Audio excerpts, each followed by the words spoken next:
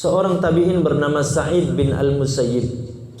Sa'id bin Al-Musayyib ini tabi'in senior. Dikatakan senior, tentu mereka orang ini adalah orang yang banyak berjumpa dengan sahabat-sahabat Rasulullah SAW. Pernah suatu ketika Sa'id bin Al-Musayyib mengatakan kepada anaknya, kata beliau, la azidanna fi salati li ajlika raja ayyuhfadha fika. Wahai anakku, sesungguhnya saya akan tambah kualitas dan kuantitas solat saya kepada Allah Subhanahu wa ta'ala. Semata-mata ini demi saya lakukan. Saya berpikir, saya berharap bahwa ini untuk kemaslahatan anda, kamu. Coba Bapak berahmati Allah Subhanahu wa ta'ala. Saya berharap dengan bertambahnya sholat saya, bertambahnya ibadah saya kepada Allah Subhanahu wa ta'ala, maka dengan itu Allah akan jaga kamu. Bukan hanya saya, tapi kamu pun dijaga oleh Allah. Dijaga oleh Allah Subhanahu wa ta'ala. Maka Sa'id bin Al-Musayyib tadi membaca firman Allah Subhanahu wa ta'ala dalam surat Al-Kahfi ayat 82. Wa kana abuhuma sholihah. Adalah dahulu kedua orang tuanya ini adalah orang tua yang soleh, yang solihah. Ini kan ayat ini kalau kita baca dalam surat Al-Kahfi, kisahnya berbicara tentang Nabi Khidir dan Nabi Musa alaihissalam. Nabi Musa alaihissalam minta izin kepada Nabi Khidir untuk mendampingi, menyertai perjalanan Nabi Khidir, tetapi disyaratkan oleh Nabi Khidir selama perjalanan tidak boleh untuk menyoal apa yang aku lakukan, apa yang aku perbuat. Kamu diam saja. Nanti di akhir perjalanan akan saya jelaskan, akan saya terangkan kepadamu sebab-sebab apa yang aku lakukan selama dalam perjalanan nanti. Tetapi ternyata Nabi Musa alaihissalam tidak sabar. Setiap Nabi Khidir berbuat, dia langsung protes. Setiap Nabi Khidir berbuat, dia langsung protes. Pertama Nabi Khidir mengarungi lautan, naik ke perahu. Ternyata perahu tersebut dinaiki tapi dibocorin, dilubangi. Kan wajar, naik perahu di tengah laut, seharusnya perahu tersebut rapat tertutup, tidak ada yang bocor sehingga air tidak masuk, sehingga tidak tenggelam. Tapi Nabi Khidir tidak, justru dibocorin. Maka wajar Nabi Musa protes. Ternyata di kemudian Nabi Khidir menjelaskan perahu tersebut karena yang memilikinya itu adalah orang-orang lemah, orang-orang miskin. Kalau ternyata perahu itu tetap ketika itu kita gunakan berlayar, di depan tempat kita berlayar itu ada penguasa-penguasa, ada raja-raja yang zalim, yang merampas, mengambil secara zalim setiap yang dimiliki oleh orang-orang miskin dan orang-orang lemah. Jadi menyelamatkan. Perbuatan kedua, Nabi Khidir alaihissalam berjumpa dengan seorang anak kecil. Anak kecil tadi baru pertama kali ditemui langsung dibunuh oleh Nabi Khidir. Maka Nabi Musa alaihissalam protes, ini anak kecil tidak berdosa, tidak ada salahnya apa-apa, kenapa anda bunuh? Di kemudian hari Nabi Khidir alaihissalam menceritakan anak kecil ini, saya diberitahukan oleh Allah bahwa anak kecil ini kalau dibiarkan besar nanti akan jadi anak durhaka, anak yang menyebabkan orang tuanya nanti menjadi orang tua yang kufur, sementara kedua orang tuanya adalah orang tua yang soleh, maka aku bunuh. Yang ketiga, Nabi Khidir datang ke satu perkampungan. Karena dia sebagai tamu minta dijamu, dilayani oleh penduduk kampung tersebut. Tetapi Nabi Khidir tidak dijamu, dilayani oleh penduduk kampung itu. Maka Nabi Khidir dan Nabi Musa akhirnya kemudian pergi meninggalkan kampung itu. Sebelum pergi dilihatnya ada dinding rumah yang hampir roboh. Dinding rumah ini kemudian ditegakkan kembali oleh Nabi Khidir. Nabi Musa protes, kita tidak dijamu, kita tidak dilayani oleh penduduk kampung. Kalau kita dilayani, dijamu, wajar kita membalas kebaikan. Tetapi kita tidak dijamu. Kenapa anda membalas kebaikan kepada penduduk kampung ini? Biarkanlah tembok rumah itu terjatuh, roboh. Akhirnya kemudian Nabi Khidir menjelaskan, kata Nabi Khidir, wa ammal jidaru fakana li ghulamaini yatimaini fil madinati wa kana abuhuma wa kana tahtahuma kanzul lahuma wa kana abuhuma salihan wa kana tahtahuma kanzul lahuma fa arada rabbuka ay yastakhrija minhuma rahmatan, kata Allah Subhanahu wa taala dalam ayat itu. Nabi Khidir menjelaskan, tembok rumah yang hampir roboh ini adalah milik dua orang anak yatim. Dua orang anak yatim ini dahulu kedua orang tuanya adalah dua orang tua yang soleh dan soleha. Kalau tembok dinding ini dibiarkan roboh, maka di bawahnya itu ada harta karun peninggalan kedua orang tuanya, maka akan diketahui oleh orang lain, maka akan diambil. Sementara ini adalah peninggalan sebagai bekal untuk kedua anak yatim itu. Maka Allah menginginkan agar tembok ini tetap berdiri sehingga nanti kedua anak yatim ini tumbuh semakin besar dan dewasa. Ketika dewasa maka anak yatim ini akan bisa mengambil dan memanfaatkan harta karun yang ada di bawah tembok ini. Kata sahabat Abdullah bin Abbas radhiyallahu anhu tentang ayat ini, hufidha bi salahi abuhuma atau abihima. Kedua anak yatim tadi dijaga, dilindungi oleh Allah Subhanahu wa taala apanya?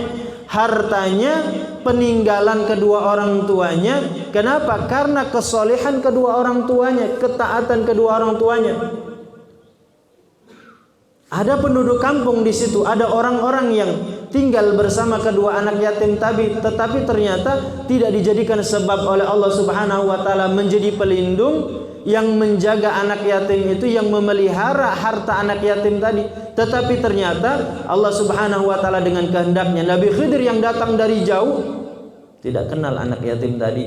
Baru sekali itu ternyata datang ke perkampungan itu, tetapi dijadikan oleh Allah perantara untuk menjaga dan melindungi harta anak yatim tadi.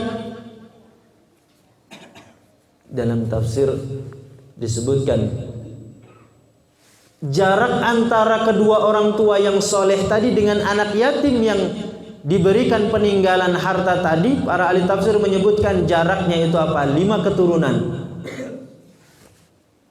Maaf, bukan 5 keturunan, bahkan 7 keturunan. Kan sangat jauh itu. 7 keturunan, tetapi karena kesolehan seorang bapak, seorang ibu ternyata menyebabkan Allah tidak menyia-nyiakan anak dan keturunan sampai 7 turunan. Dan di dalam hadis, di dalam ayat tadi Allah Subhanahu wa taala juga Rasulullah SAW atau para ulama tidak menjelaskan anak yatim ini kondisinya anak yatim yang baik, yang taat, yang soleh atau tidak. Yang dijelaskan di dalam ayat tadi bahwa sebabnya adalah dulu orang tuanya, bapak atau ibunya adalah kedua-duanya soleh, taat kepada Allah Subhanahu wa taala. Maka ini menjadi motivasi bagi kita Bapak Ibu. Di tengah kita kehidupan hari ini, kita tidak bisa pungkiri, saya pun merasakan, kita pun dihinggapi perasaan bagaimana kita menjaga anak dan cucu-cucu kita, menjaga dalam banyak hal, menjaga kelangsungan hidup mereka, menjaga kelangsungan agama mereka. Sehingga terkadang banyak orang yang karena tidak dilandasi oleh landasan agama berpikir untuk menyelamatkan, menjaga kelangsungan anak dan keturunan, yang difikirkan adalah membekali harta dan kekayaan saja, melupakan membekali mereka tentang agama dan ilmu. Ketika anak-anak dan keturunan dibekali harta, dibekali kekayaan dan materi, tetapi tidak dibekali ilmu, tidak dibekali agama, boleh jadi harta peninggalan itu bukan menjadi penyelamat, bukan menjadi sumber kebahagiaan, tetapi menjadi sumber malapetaka. Kenapa? Dijadikan anak dan keturunan itu rakus terhadap harta, akhirnya berebut, akhirnya kemudian satu sama lain saling ingin mendapatkan apa harta kekayaan tanpa berpikir bagaimana saudaranya mendapatkannya. Kan tidak jarang keluarga, saudara yang kecilnya mereka itu lahir dari satu rahim seorang ibu, dibesarkan oleh seorang ibu, tetapi ketika dewasa menjadi saudara yang bermusuhan, saudara yang kemudian berkelahi, bahkan saudara yang saling berbunuh. Kenapa? Karena berebut harta peninggalan, harta warisan. Boleh jadi karena kedua orang tua berpikir bahwa menjaga, memelihara kelangsungan anak dan keturunan itu bagaimana menyiapkan harta materi sebanyak-banyaknya. agar anak dan keturunan nanti tidak kehabisan harta, maka ketika kita hidup kita cari harta sebanyak-banyaknya, kita persiapkan untuk mereka, itu tidak salah. Tetapi jangan sampai kita melupakan bahwa kelangsungan hidup mereka, khususnya kelangsungan agama mereka, yang kita pikirkan adalah membekali mereka ilmu dan agama. Membekali ilmu dan agama. Di samping itu tentu tadi kita juga menjadi pribadi yang soleh dan soleha, menjadi orang yang taat kepada Allah Subhanahu wa taala, menjaga Allah, menjaga perintah-perintah Allah, menjaga dengan meninggalkan larangan-larangan Allah Subhanahu wa taala. Maka mudah-mudahan tidak hanya diri kita, fisik kita yang kita dijaga oleh Allah, tetapi anak kita yang kita khawatirkan, cucu-cucu kita yang kita khawatirkan, baik kekhawatiran tentang kehidupan dunia mereka atau kekhawatiran tentang agama mereka. Apalagi di tengah kehidupan kita hari ini, di tengah kehidupan kita hari ini yang semakin terbuka, mudah orang berbuat dosa dan maksiat. Tidak hanya di luar rumah, di dalam rumah pun potensi fasilitas untuk orang berbuat dosa dan maksiat itu hari ini tersedia. Kita saja hari ini merasakan betapa takut dan ngerinya bagaimana kita berpikir tentang anak dan keturunan kita. Kalaulah kita tidak menjadi pribadi yang soleh dan soleha, kalaulah kita tidak menyiapkan ilmu dan agama kepada mereka, maka tidak ada jaminan kelangsungan agama anak dan keturunan mereka kemudian akan senantiasa dijaga oleh Allah Subhanahu wa taala. Maka ternyata bukan hanya kita, bukan hanya harta kita, bahkan anak dan keturunan kita berdasarkan firman Allah dalam surat Al-Kahfi ayat 82 tadi. Sahabat Abdullah bin Abbas, Sa'id bin Al-Musayyib, beliau sampai ditambah sholat, bukan ditambah sholat subuh 2 rakaat jadi 4, tidak. Tentu kalau yang wajib dia tambah kualitasnya, ditambah kekhusyuannya, kesempurnaannya.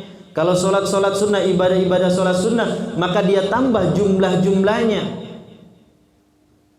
dia tambah kualitasnya, dipanjangkan, dikhusyukkan dan sebagainya. Kata beliau, saya lakukan ini, saya berpikir bukan hanya untuk pribadi saya, tapi berpikir untuk engkau, anakku. Mudah-mudahan dengan ibadah saya, dengan sholat saya, dengan puasa saya, sedekah saya, ketaatan-ketaatan saya, Allah pun akan membalas dengan apa? Dijaganya anak-anak kita. Coba Sa'id bin Al-Musayyib sampai demikian menghayati firman Allah, wa kana abuhuma salihah, adalah kedua orang tuanya dahulu soleh dan solehah. Maka Allah jaga, Allah lindungi, Allah pelihara.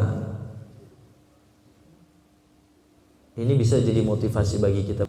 Ternyata kalau kita sayang kepada anak dan keturunan kita, kalau kita khawatir kepada anak dan keturunan kita, di samping terhadap diri kita dan harta kita, maka sesungguhnya isyarat yang Allah berikan dalam ayat tadi, contoh yang dipraktikkan oleh seorang tabi'in Sa'id bin Al-Musayyib tadi, sesungguhnya bisa kita lakukan dengan apa? Kita tingkatkan kualitas ibadah kita dan ketaatan kita kepada Allah Subhanahu wa ta'ala.